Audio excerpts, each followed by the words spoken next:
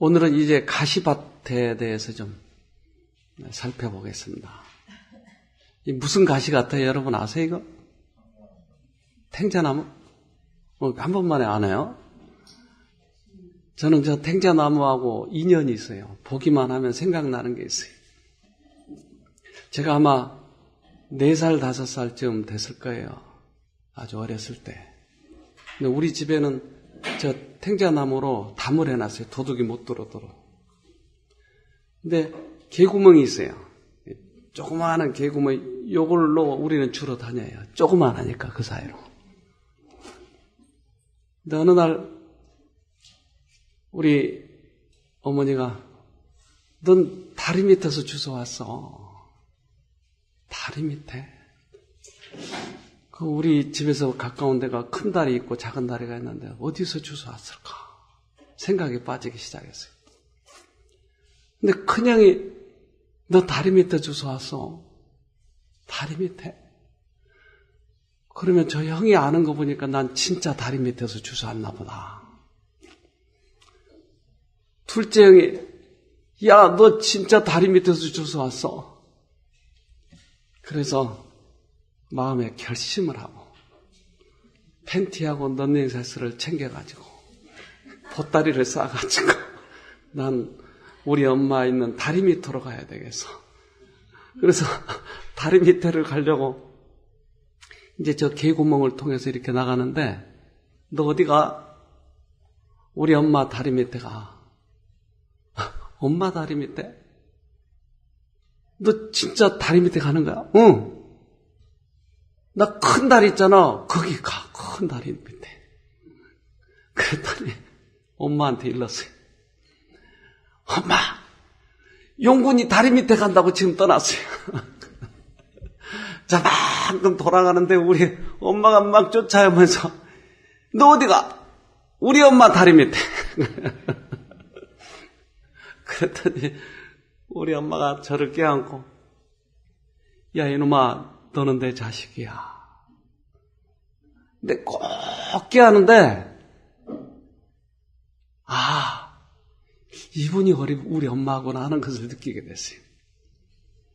그래서 저 탱자나무를 볼 적마다 다리 밑에가 생각이 나요. 탱자나무를 근데 지날 적마다 여기도 찔려요, 자꾸. 잘 지나간다고 지나가는데 찔려. 아파요? 가시는 아프더라고요. 가시가 얼마나 아픈지 몰라요. 네. 하지만 마다가스카르 남부의 서식지 중 가장 황량해 보이는 곳은 바로 여기입니다. 섬의 최남단 지역으로 고인물을 찾기가 힘듭니다. 비가 전혀 내리지 않는 해도 있을 정도죠. 모래질의 다공성 암석에선 물이 금방 빠져버려 지구상에서 가장 기이한 숲이 형성되어 있습니다. 이곳을 가시투성이 숲이라고 부르는 데는 이유가 있습니다. 지구상 어디에서도 찾아보기 힘든 풍경이죠.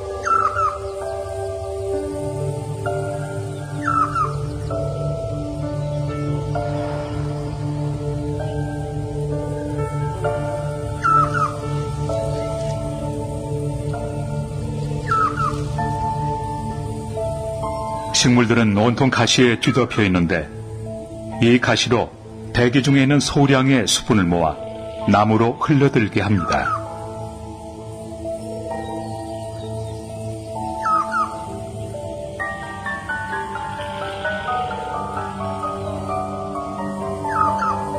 이 식물은 굉장히 독특합니다.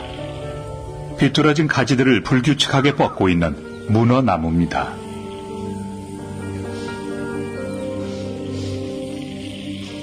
소시지를 쭉 연결한 것 같은 재미있는 모양의 이 식물은 아예 잎사귀 없이 녹색 줄기를 통해 광합성을 합니다. 지구상에서 가장 강인한 식물 중 하나죠. 먹이가 될 만한 건 전혀 없어 보입니다. 수분 손실을 줄이기 위해 잎 크기가 작고 그나마도 가시들 틈에 숨어 있습니다. 얼마나 가혹한 환경인지 실감이 납니다.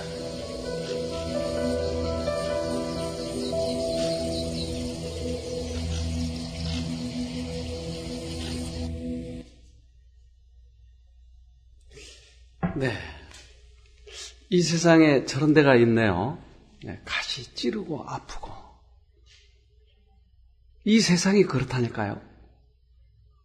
우리가 살고 있는 이 세상이 온통 가시투성이에요. 우리를 찌르는 거예요.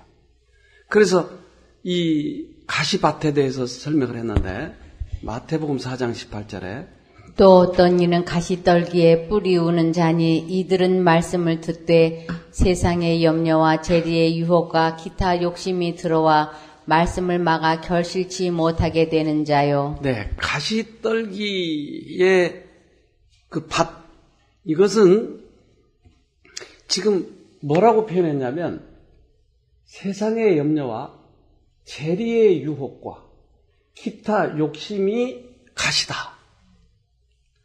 그러니까 우리를 찌르는 것이 저거였어요. 근데 세상의 염려, 아파. 세상 염려하는 게 아파. 가시를 찌르니까. 재리의 유혹, 내가 그 돈을 벌어야 된다고 하는 부담감, 돈을 또 많이 벌면 더 많이 벌고 싶은 그런 욕망, 이런 것들이 우리를 찌른다 이 말이에요. 이것을 가시라 표현했어요. 그러니까 우리는 온통 세상에 그런 가시 속에서 살아가는 것이에요. 가시 덩굴이 덮이면 밑에 있는 씨가 싹이 자라질 못해요. 네. 복음의 씨는 가끔 가시떨기와 잡초 속에 떨어지는 수가 있다. 사람들의 마음속에 도덕적 변화가 일어나지 않고 종래의 습관과 행위와 죄된 생애를 버리지 않고 또한 사단의 특성들을 심령 속에서 끊어버리지 않는다면 발화된 씨는 질식될 것이다. 가시가 돋아나서 그 곡식을 덮어 마침내 다 죽게 만들 것이다. 네. 씨가 뿌려졌는데 우리들의 마음에서 변화가 일어나지 않으면 결국은 씨가 가시던 불에 결국 쌓여서 죽어버린다. 그러니까 아까 가시라고 했던 것을 여러 가지로 표현했죠. 가시가 아까 뭘로 표현했었죠? 세상의 염려, 유혹, 대재리의 유혹, 또한 어떤 세상의 욕심, 이런 것들이 가시더라. 그러니까 이것을 벗어나려고 노력하지 않고 그대로 그 욕심만 채워가면 결국은 말라비틀어져 버리더라. 그러니까 이것과의 싸움을 싸우지 않으면 결국은 이것을 덮여서 죽더라. 요즘에 우리 주위에 그런 것들이 많아요. 봅시다.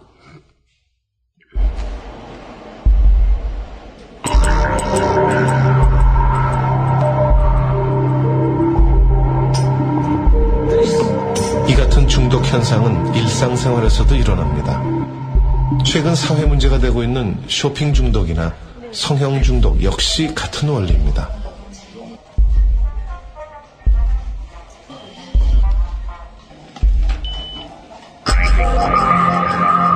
결국 뇌의 작용인 것이죠.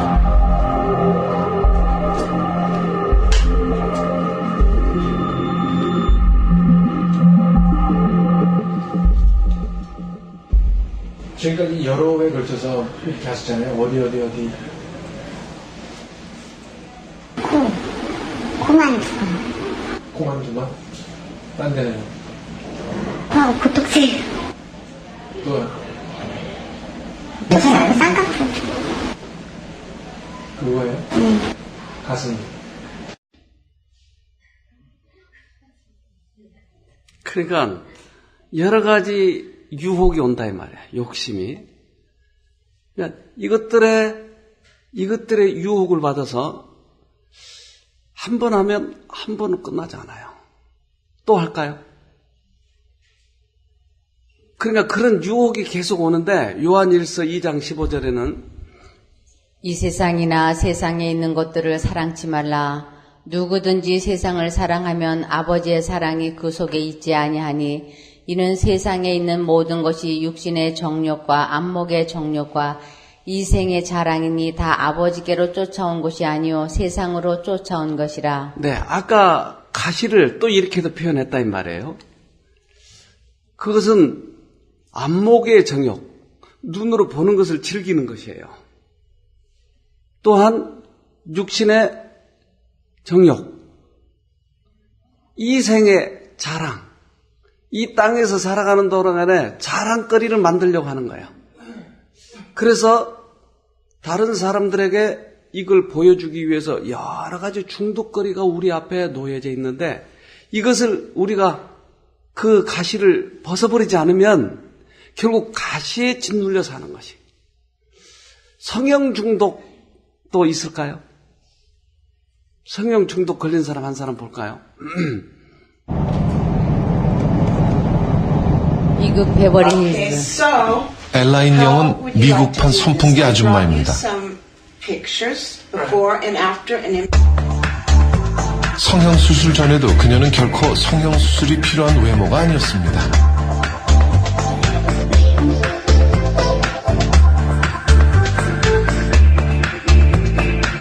그러나 그녀는 지금까지 49번의 성형수술을 했습니다. Insecurity growing up in Beverly Hills, 불안감 California, 경쟁이 심한 where 비버리 the 힐즈에서 competition 자랐고 is so fierce. We look at the TV에서 television, 아름다운 the women are 여자들을 beautiful. 보았습니다. 여기 The men 남자들은 here 전부 are like 아름다운 여자를 really young, 좋아합니다. beautiful women. And I was told by my parents that I was 부모님은 fat, 저에게 ugly, 뚱뚱하다, and would never amount 못생겼다고 to anything. 했습니다. So my whole life, and I've been married 저는 6 6번 times. 결혼했습니다. But 저는 I 제가 always 좀 thought 더 if I were 아름다우면 beautiful, that I could get another boyfriend, another 남자친구나 husband. 남편을 Every 다시 time I got 얻을 a 수 있다고 divorce, I got another 생각했습니다. plastic surgery. 이혼을 할 때마다 성형을 Insecurity made 했습니다. me do it. 불안감이 And now 그렇게 it's 하게 possible I'm 만들었습니다. totally 저는 이제 addicted to 완전히 it. 중독이 되었습니다. 네. 그러니까 불안감, 욕망 이런 것들이 자기를 중독으로 만들어 버렸다. 네. 이제 중독이 되어 버렸어요. 네. 여러분 지금 제 얼굴이 보이세요? 잘 보셔야 됩니다. 예. 저는 성형 안 했어요. 네. 그러니까 저 중독으로 빠진 건 왜요? 네? 세상의 염려, 또 욕망, 이것들이 우리를 찔러버린 거예요. 중독에 빠지게 만든 거야. 그래서 세상의 가시 투상해요, 지금. 우리들이 무엇을 유혹을 받고 있는지조차도 잘 몰라요. 가시 떨기는 가꿔줄 필요가 없다. 그러나 곡식은 반드시 잘 가꾸지 않으면 안 된다. 찔레와 가시는 언제나 빨리 자라게 되므로 제초하는 일이 늘 계속되어야 한다. 우리의 마음을 하나님의 지배하에 두지 않거나 성령이 끊임없이 품성을 세련시키고 고상하게 하지 않으시면 옛 습관은 우리의 생애 속에 저절로 나타나게 될 것이다. 네. 우리가 가시를 제거하지 않고 살면 저절로 그렇게 살게 된다. 그렇게 하려고 노력하지 않아도 저절로 그렇게 살게 된다. 근데 자꾸 이것을 제거하면서 살아야 된다. 무엇을 제거해야 된다고요? 가시가 뭐였어요? 네. 염려, 유혹, 욕심, 이런 것들을 제거하면서 살아야 된다. 가만두면은 저절로 이것이 들어와서 우리를 점령해버리고 말아요. 그래서 이것을 어떻게 제거하죠? 어떻게? 이 염려는 습관이에요, 습관. 염려라고 하는 것이 우리를 붙잡고 있으면 우리는 거기에서 벗어나지를 못해요. 근데 염려를 많이 하고 있는 사람들이 있어요, 특별히. 이제 우리나라 대표 질병이 70대부터 뇌졸중, 5, 60대 암, 3, 40대 위궤양 간경화. 근데 20대는 우울증 신경질환이에요. 20대. 1위. 그러니까 지금 우리 이 사회가, 젊은이들 사회가 정신이 제대로 돼 있는 사람이 드물다 하는 정도로 1위요. 근데 왜 저들이 그렇게 많아졌는가 하는 것이. 여기 보면 이제 통계가 나오는데, 성인 10명 중 3명 정신병, 6명 중 1명 자살 생각, 법원, 공무원, 금융사 직원 60% 우울증, 30% 심각 수준 알코올 중독, 우울증 중심 입원 환자, 꾸준히 증가. 네. 그러니까 2012년에 조사했는데 우리나라 지금 현 상태를 이야기하고 있는 거예요. 이 정신의 문제가 이렇게 많아졌는가. 근데 정신의 문제를 이제 파악을 해보니까, 네. 피해망상. 누군가가 나에게 해를 입히려 하고 내 인생을 비참하게 만들려 하며 심지어는 나를 죽이려 한다고 생각하는 유형이다. 예를 들어 나는 아주 중요한 사람이기 때문에 경찰이 나를 쫓고 있다. 누군가 나를 죽이려고 음식에 독을 넣었다는 식이다. 네. 염려가 생겼죠? 그러니까 이 생각이, 이 가시가 어디서 오냐 하는 것이에요. 이게 정신병이라니까요, 지금. 정신병의 증상을 지금 얘기하고 있는 거예요. 누군가가 나를 미행하고 있다. 독을 넣었어. 지난번에 한 분 우리 교회 가끔 나오신 분인데 전화가 왔어요. 저 지금 3일째 밥을 못 먹고 있는데 어떻게 해야 돼요? 왜요? 밥을 먹으면 그 속에 독약이 들어서 죽을까 걱정이 돼요. 왜? 누가 넣었을 것 같아요? 누가 넣었을 것 같지는 모르지만 그게 자꾸 그렇게 생각이 나요. 3일 동안 밥을 못 먹고 있는 거예요. 그 전화로 빨리 드세요. 그리고 쫓아갔더니 자꾸 그 생각이 들어오는 거예요. 이분을 기도해주면 좀 나아지고 가끔가다 전화를 하는 거예요. 자, 이러한 생각, 이러한 염려를 받아들이는 것이 정신병이다라는 거예요. 관계망상. 주위에서 일어나는 일상 사건들이 자신과 특별한 관계가 있다고 생각하는 것을 말한다. 자신과 전혀 관련이 없는 사건이나 다른 사람들의 의미 없는 행동이 이들에겐 모두 무엇인가를 자신에게 암시하고 있다고 여겨지게 된다. 네.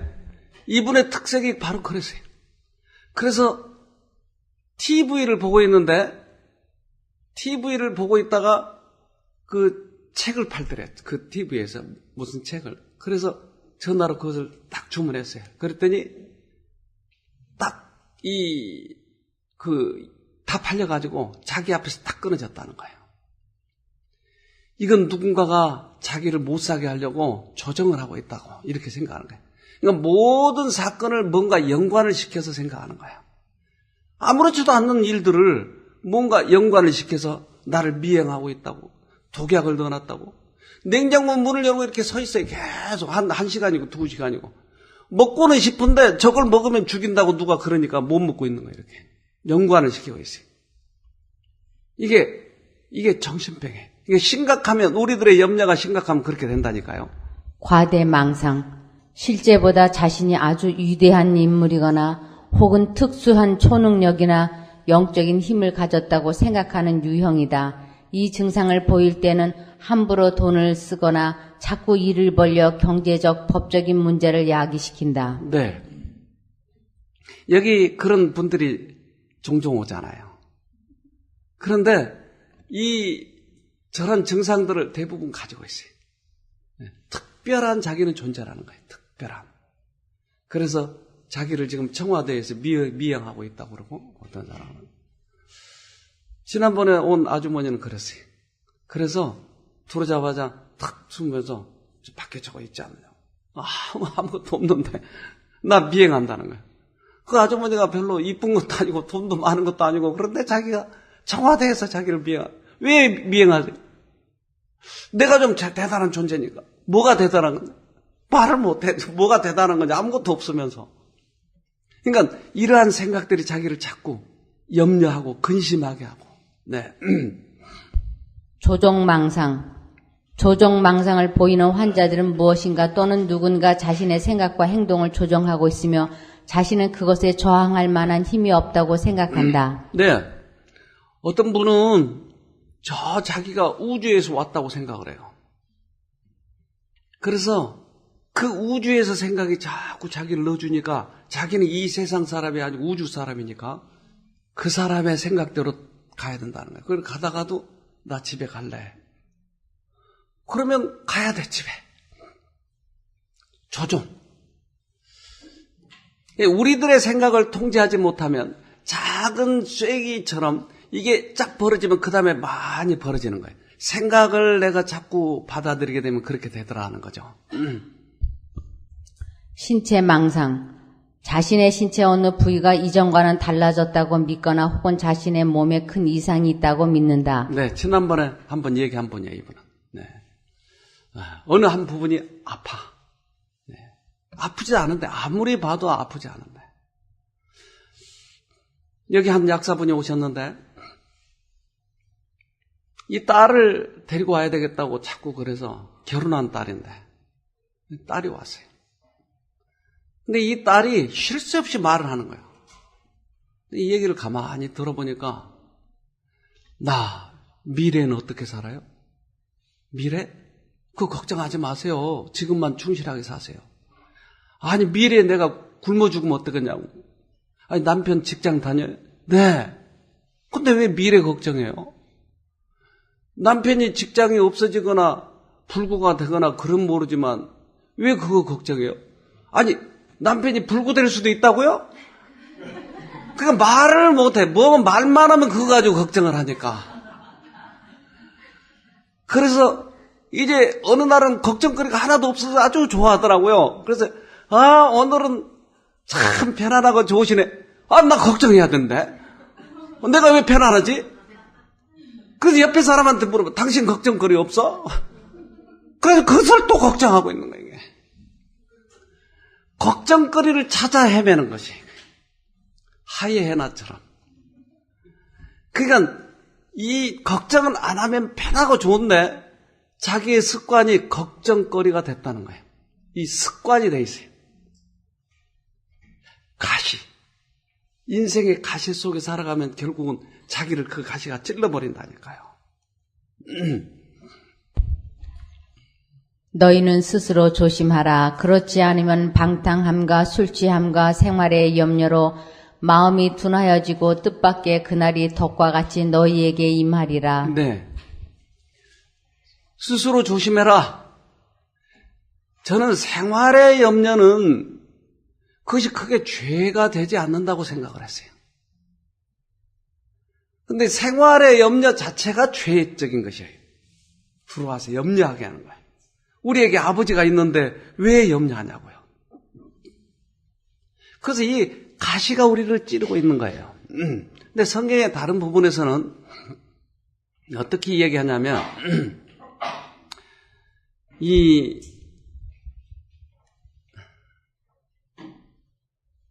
뭐 같아요?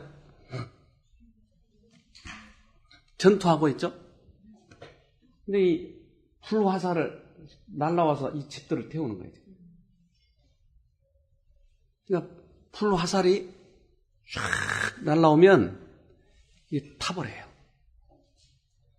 우리의 이 마음에도 불화살이 들어오면 어떻게 되죠? 불화살이 들어오면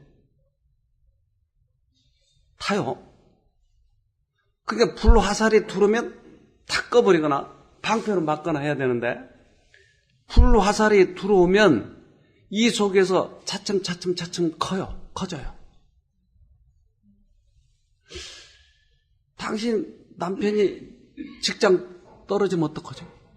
맞아. 떨어지면 나 죽지. 굶어 죽지. 그러니까 어떤 생각이 들어오면 이 생각이 불처럼 번지는 거예요. 이게. 생활의 염려라고 하는 것이 들어오면 이것이 번지는 것이에요. 그래서 성경에서는 그러한 것을 이렇게 얘기를 해요. 욥기 15장 35절에 그들은 악한 생각을 베고 불의를 낳으며 마음의 괴유를 예비한다 하였느니라. 자, 악한 생각을 베고 임신하고 베고 그러면 베면 어떻게 돼요? 불이 죄를 낳으며 이걸 죄를 지을 준비를 하고 있다. 그러니까 불화살에 들어오면 이게 번져버리기 때문에 실제 생활에서 변화되는 것이 실제 생활에서 그 불화살에 들어온 생각처럼. 그러니까 이 걱정이 들어오면 걱정이 점점 커지고 이것이 습관화돼 가지고 항상 걱정을 해요. 항상. 지금 여기에 몇 분들이 그러고 있어요. 여기에 몇 분들이 그러한 지금 상태에 있는 것이. 그러니까 그럼 어떡하지? 그러면 그 다음에는 내가 병이 안 나오면 어떡하지? 나을 수 있는데도 못 날 것에 대해서 걱정하고 있는 거예요.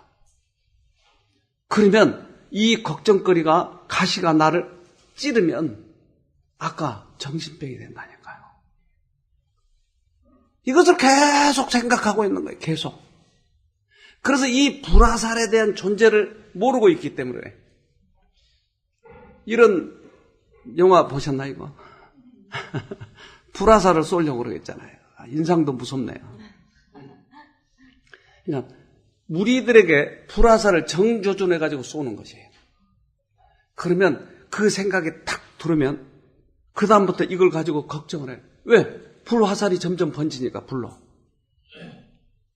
어떤 글에는 이것을 검은 공이라고 표현했어요. 검은 공. 검은 공을 탁 던지면 이 공이 여기서 터지면 걱정거리가 늘어나고 근심이 되고 나 어떡하지 불안. 그러니까 이러한 공이 불화살이 들어올 때는 어떻게 해야 돼요? 사단이 그의 목적을 달성하기 위하여 사용하고 그의 불로 된 창을 던지는 데 쓰는 기구는 흔히 우리 자신의 가족들이다. 우리가 사랑하는 자들이 우리에게 크게 상처를 주는 말과 행동을 부주의하게 할 수도 있다. 이렇게 하는 것이 그들의 의도는 아니었다. 그러나 사단은 그들의 말과 행동을 우리의 마음에 확대시키고 우리에게 맞추기 위하여 그의 전통에서 화살을 쏜다. 가족이 한마디 탁 하는 것이 사단이 시켜서 하는 말이다. 그런데 이 말이 콕 박히면 번져버린다. 그러니까 가족들끼리도 서로 왼수가 돼가지고 사는 거예요, 왼수. 근데 다른 사람이 말하면 괜찮은데 마누라가 말하는 것을 왜 이렇게 콕 와서 찔리는지 몰라요. 여러분도 해보셨어요, 이거? 가장 나에게 약한 부분을 알고 콕 찍어요, 콕. 아주 명치 끝이 아파 그러면 콕 찍히면 얼마나. 그러면 여러분 어떻게 해야 돼요? 그래, 저 사람이 나한테 그렇게 말했지. 나도 다음에는 그렇게 찔러야지. 이렇게 하면 이걸 곱씹고 그런 말을 나한테 해? 그러면 어떻게 되죠? 불이 번져. 그런데 이것을 불화살을 꺼버리려면 어떻게 해요? 아이고, 사단의 조정을 받아서 저 마누라 불쌍하네. 왜 사단의 조정을 저렇게 받고 있을까? 기도해 줘야 되겠네. 그러면 불이 탁 꺼져버려요. 그러니까 방패를 가지고 이것을 탁 막아야지 불화살이 꽂히 들어가면 불나버린다니까요. 그리고 나서 나를 내가 동정을 해. 여러분, 이런 일들이 많이 있었죠. 네. 나는 남편한테 이렇게 당해서, 나는 부인 때문에 출세를 못해서, 저 마누라하고 아니고 다른 여자하고 결혼했으면 난 안 그랬을 텐데, 출세했을 텐데, 다른 여자하고 결혼하면 산 넘어 산이요, 이리를 피했더니 호랑이 만나. 여러분, 이걸 명심해야 돼요. 그러니까 불화살을 올 때 어떻게 이것을 꺼야 될지를 연구해야 된다니까요.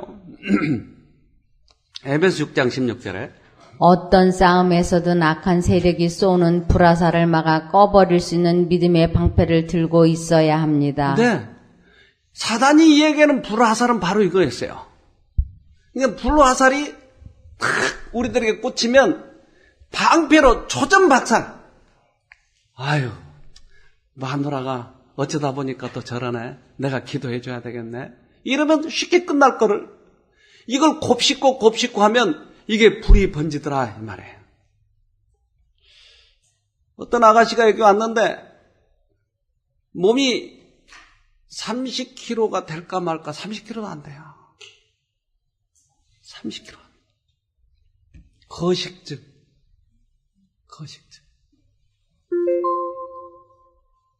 거식증, 왜 거식증이 된지 아세요? 네? 날씬하려고. 그러면 적절히 먹어야죠. 뚱뚱하다고. 네. 그러니까 이렇게 몇 번 뚱뚱하다는 소리를 듣고 나면 먹는 것을 어떻게 생각해요?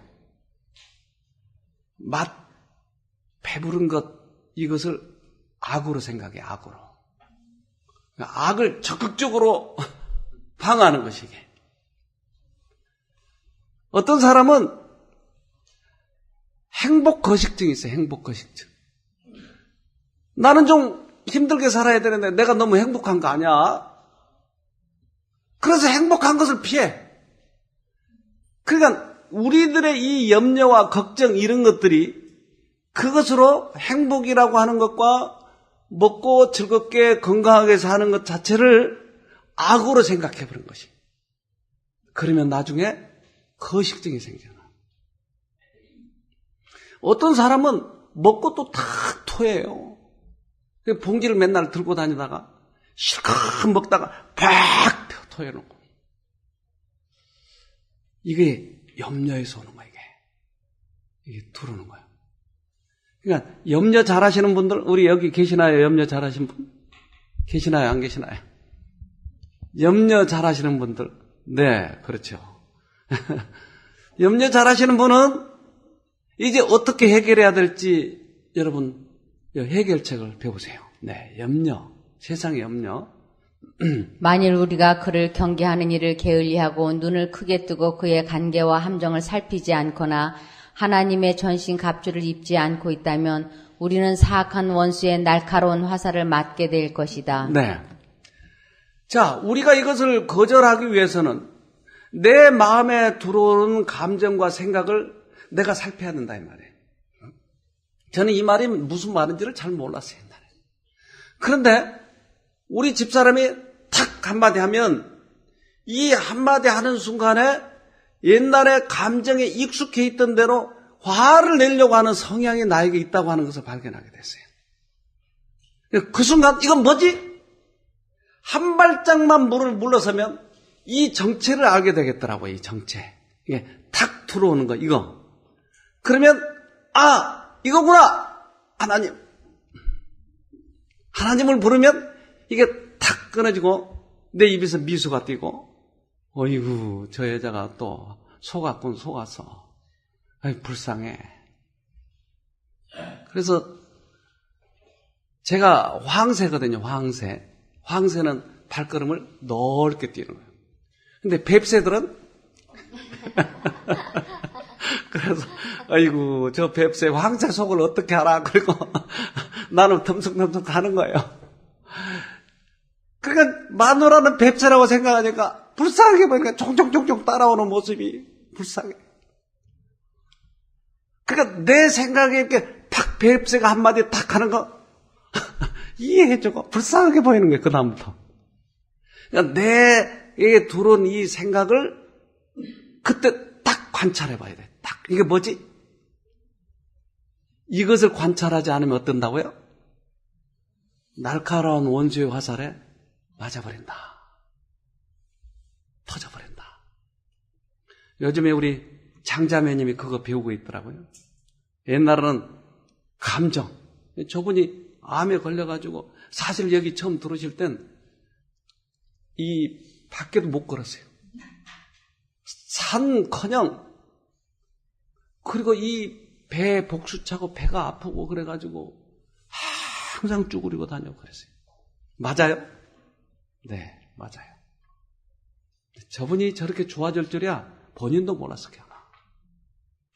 근데 맨날 신경을 쓴 거예요, 맨날. 네. 간증을 한번 하셨어요, 저분이. 네.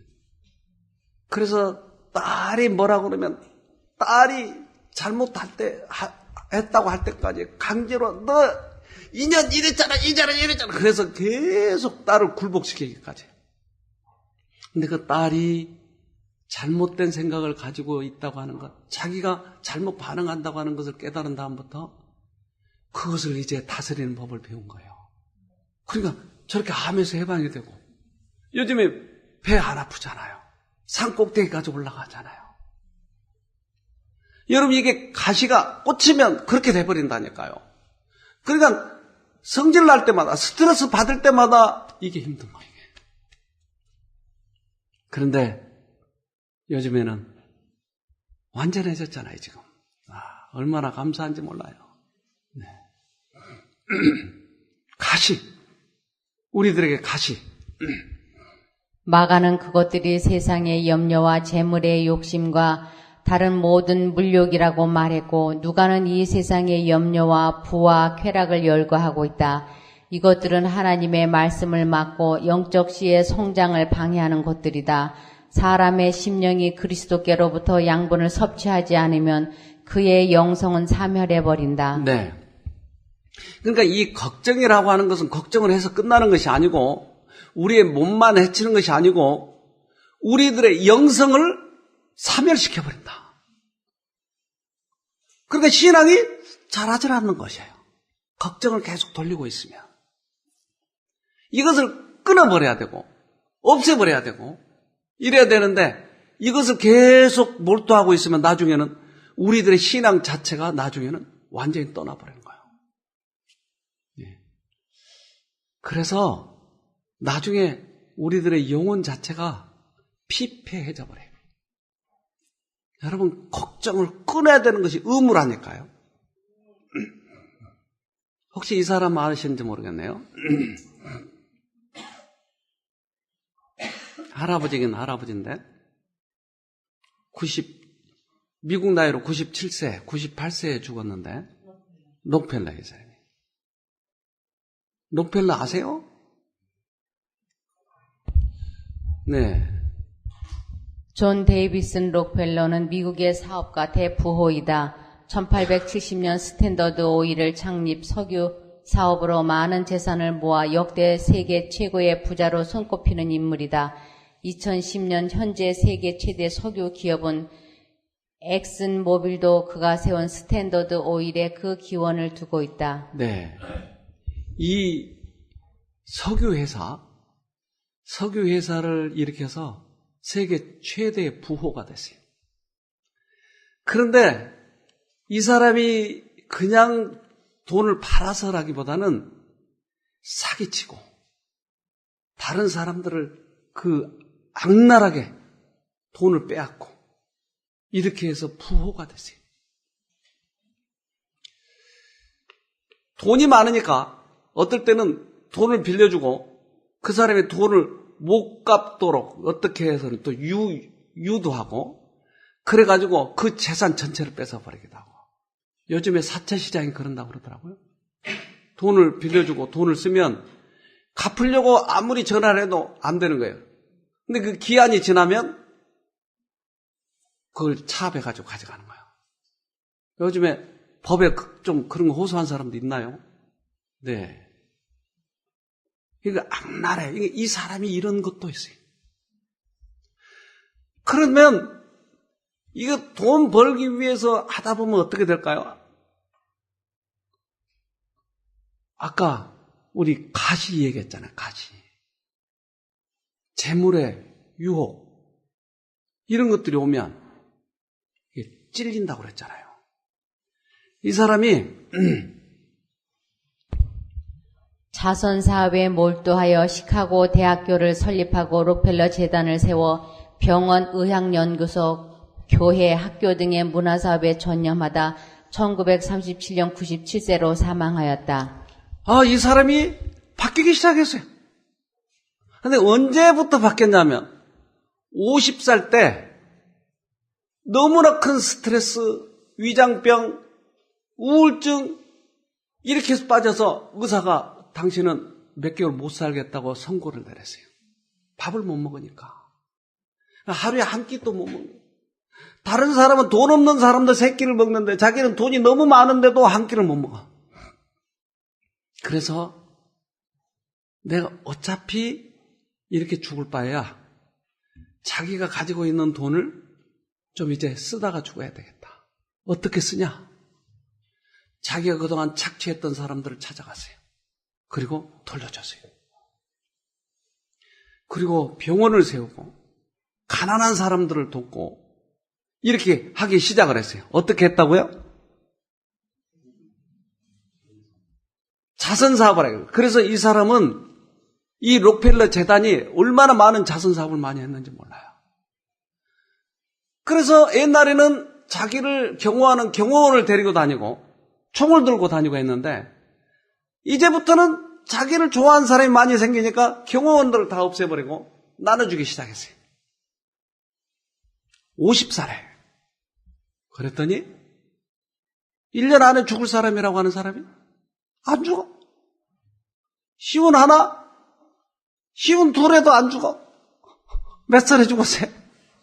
97세에 죽었어요. 97이 좀 많은가요?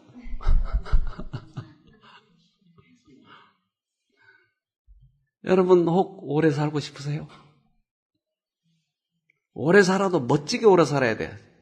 고래 심줄처럼 길게 죽을 듯 말 듯 죽을 듯 말 듯 그렇게 하지 말고 이왕 살아도 멋지게 살아야 돼요. 그럼 어떻게 하면 된다고요? 네, 근심 놓고 손을 펴는 거예요. 여러분 이것이 가시밭을 해결하는 방법이에요. 다시 한번 근심을 끊고 손을 펴는 거예요. 어떤 사람들은 돈이 없어서 못해? 돈 없어도 해요. 이거는 돈이 없어도 옆에 사람 옷을 잘 못 입은 사람 옷 입혀주고 잘 못 걷는 사람 걷게 해주고 여러분 이것이 우리가 가시로부터 피하는 거예요. 왜요? 이것은 사단로부터 들어온 것을 반대로 바꾸기 위해서는 꼭 이것이 필요한 것이에요. 꼭 가시밭에서 벗어나는 것이에요. 이게. 네. 가시 무섭죠? 찔리면 얼마나 아픈지 몰라요. 전 4살 때부터 이것을 경험했으니까 얼마나 아픈지 몰라요. 디모데전서 6장 10절. 돈을 사랑함이 일만하게 뿌리가 되나니 이것을 사모하는 자들이 미혹을 받아 믿음에서 떠나 많은 근심으로써 자기를 찔렀도다. 꼭 록펠러 이야기하는 것 같죠? 돈을 사랑하는 것이 돈을 버는 거라고 그렇죠 여기 지금? 아니요, 사랑하는 것이. 돈을 버는 것은 참 좋아요. 돈을 벌어서 가치 있게 쓰는 것은 얼마나 좋은 일인지 몰라요. 왜 그러냐면 돈이 힘이니까 이 세상은. 그러니까 돈이 벌릴 때 벌어서 가치 있게 쓰는 거야 이걸. 그런데 돈을 어떻다고요? 돈을 사랑하는 것. 돈을 이 벌기 위해서 온 우리들의 목숨을 다하는 것이 건강도 챙기지 않고 잡념 속에 내 돈을 어떻게 뺐지 저 사람 돈을 어떻게 뺐지 이 사랑하는 것이에요. 이것이 우리를 찔러버린다고. 돈을 벌어서 가치 있게 쓰는 거예요. 가치 있게. 우리 어떤 분이 요즘에 하나님 사업하려고 이렇게 하는데 돈을 옛날에 좀 많이 벌어놨으면 좋았을 뻔했는데 너무나 내 돈이 작아요 간단해. 그러시지 말고 그냥 있는 거 가지고 가치 있게 쓰세요. 여러분 돈은 우리들이 이 땅에서 가지고 쓰다가 하늘에 남은 건 가지고 가죠? 큰 오산이에요. 이 땅에서 멋지게 쓰다가 이것을 가지고 가장 잘 쓸 때 하늘에 가서 칭찬을 받는 것이게. 가지고 가는 거 아니에요. 그래서 우리들의 욕망이 이거보다 앞서지 않도록 해야 돼요. 자, 베드로전서 2장 11절에 사랑하는 자들아 나그네와 행인 같은 너희를 권하노니 영혼을 거스려 싸우는 육체의 정욕을 제어하라. 자, 우리는 이 땅에 살다 끝난다고 그랬잖아요. 나그네다 이 말이에요. 근데 나그네로 가는 동안에 육체의 정욕, 아까 얘기했던 그런 세상의 염려, 재물의 욕망, 이런 것들을 제어해버려라. 그래야 영혼이 산다고 하는 거지, 영혼이. 딱 죽는 날 플러스 마이너스 제로 딱 되면 좋겠는데 사람은 이것을 잘 조절을 못해. 그래가지고 수백억 놔두고 죽어버리니까 이게 엉뚱한 사람이 쓰는 거예요. 죽을 때 딱 그러니까 이것을 가치 있게 딱 쓰고 가치 있도록 쓰도록 남겨주는 것. 이거 참 중요한 것 같아요. 네. 가치 있게 쓰도록 남겨주는 것도 좋죠. 네.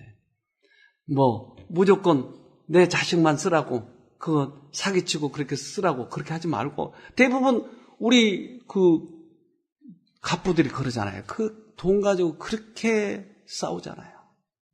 잘못 남겨준 거예요, 이거. 자, 에레미야 4장 3절에 나 여호와가 유다와 예루살렘 사람에게 이같이 이르노라. 너희 묵은 땅을 갈고 가시덤불 속에 파종하지 말라. 네, 묵은 땅을 갈아라. 묵은 땅을 간다는 말이 무슨 말이죠? 묵은 땅을 간다. 가시덤불에 씨를 뿌리지 말고 묵은 땅을 갈아 엎어야 돼. 갈아 엎어야 돼. 어떻게 갈아 엎을까요? 조금 전에 얘기했어요.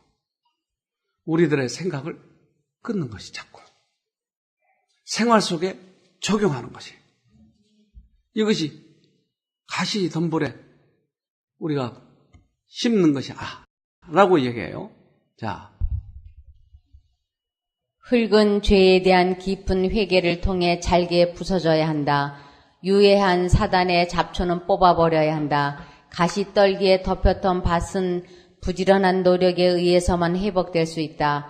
이와 같이 선천적으로 악한 성질도 예수의 이름과 힘을 의지하며 열심히 노력함으로써 극복할 수 있다. 네. 예수님의 힘을 빌어서 예수님을 부르고 차단하고 우리들의 악습을 뽑기 위해서 예수님의 힘을 의지하고 회개가 이루어지고 그리고 예수님의 성품이 우리 안에 심어지고 여러분 멋지잖아요.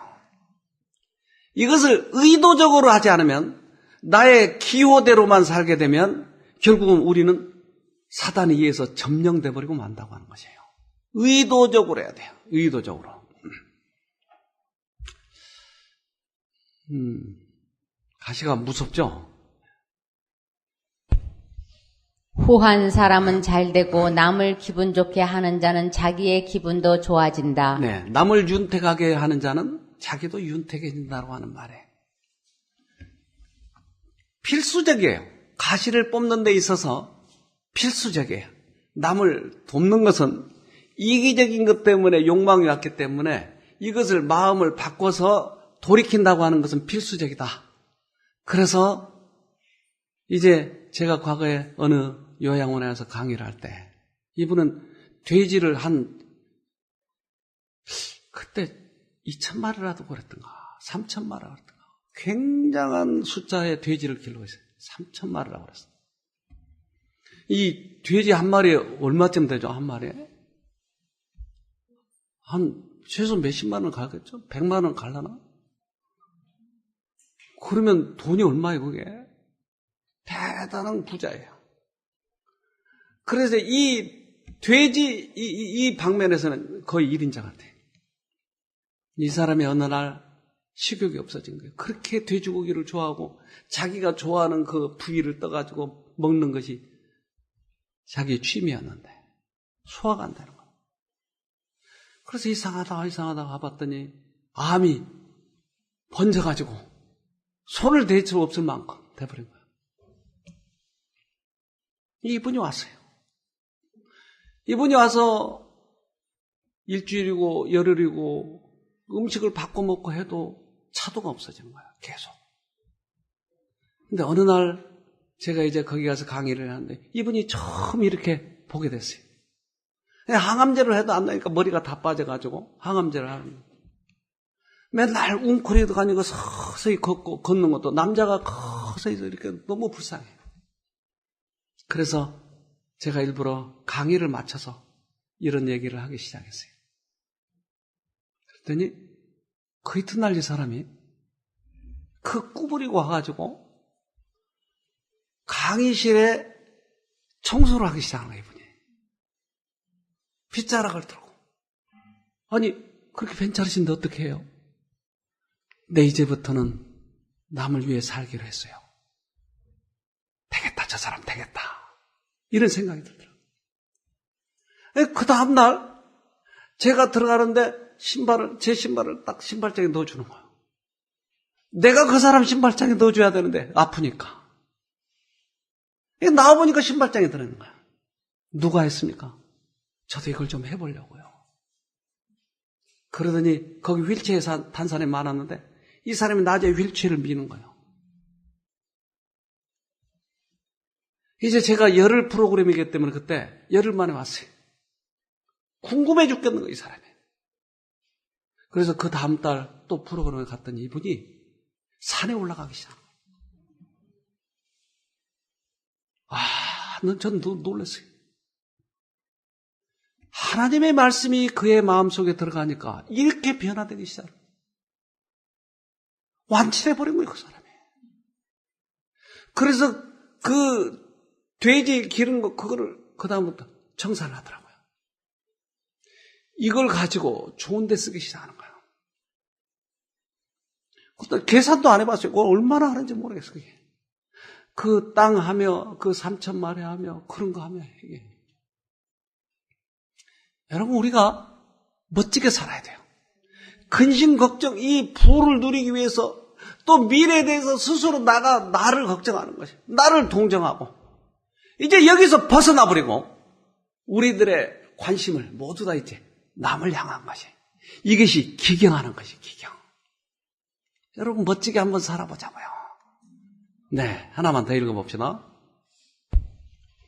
그대는 이것을 알아두십시오. 말세에 어려운 때가 올 것입니다. 사람들은 자기를 사랑하며 돈을 사랑하며 뽐내며 교만하며 하나님을 모독하며 부모에게 순종하지 아니하며 감사할 줄 모르며 불경스러우며 무정하며 원한을 풀지 아니하며 비방하며 절제가 없으며 난폭하며 선을 좋아하지 아니하며 배신하며 무모하며 자만하며 하나님보다 쾌락을 더 사랑하며 겉으로는 경건하게 보이나 경건함의 능력은 부인할 것입니다. 그대는 이런 사람들을 멀리하십시오. 말세에는 이렇게 쾌락을 좋아하고 돈을 사랑하고 하는 세대네요. 그러니까 이럴 때 우리가 돌이키는 거예요. 그러면 말세에 어쩌면 구원을 이루게 될 것입니다. 꼭 승리하길 바랍니다. 기도합시다. 하늘에 계신 아버지,